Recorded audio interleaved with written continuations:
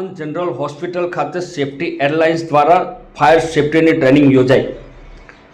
આજના સમયમાં જ્યારે અચાનક ઊભી થયેલી આફત બાબતે જનજાગૃતિ માટે આણંદ મિની સિવિલ હોસ્પિટલ ખાતે સેફટી એરલાઇન્સ દ્વારા ફાયર સેફટીની ટ્રેનિંગ આપવામાં આવી, જેમાં સિવિલ ખાતે નર્સિંગ સ્ટાફ, સફાઈ કર્મચારીઓ તેમજ ડોક્ટરોને જ્યારે પણ અચાનક આગ લાગે છે ત્યારે આગ પર કાબુ કેવી રીતે મેળવવો જોઈએ તેનું પ્રેક્ટિકલ કરી સેફટી એરલાઇન્સના રિકેશ યાદવ દ્વારા મોક ડ્રીલ કરવામાં આવ્યું।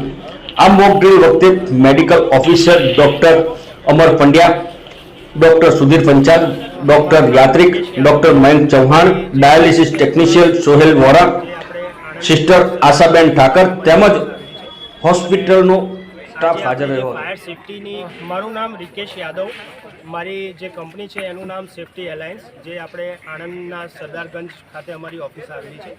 અને આજે આપણે જે ફાયર સેફટીની મોક ડ્રીલ અને ફાયર સેફટીની જે સિસ્ટમ આપણા જનરલ હોસ્પિટલમાં લાગેલી છે તેનું આપણે આજે ટેસ્ટિંગ કરેલું છે। આનું એન્યુઅલ મેન્ટેનન્સ કોન્ટ્રાક્ટ અમારી જોડે છે અને રેગ્યુલર અમે આ સિસ્ટમની વિઝિટ કરીએ છીએ અને એના જ ભાગરૂપે આજે અમે સેફટી અવેરનેસ, જે આપણી સિસ્ટમની જે અવેરનેસ છે એ ફરીથી એમને એકવાર આપી રહ્યા છે।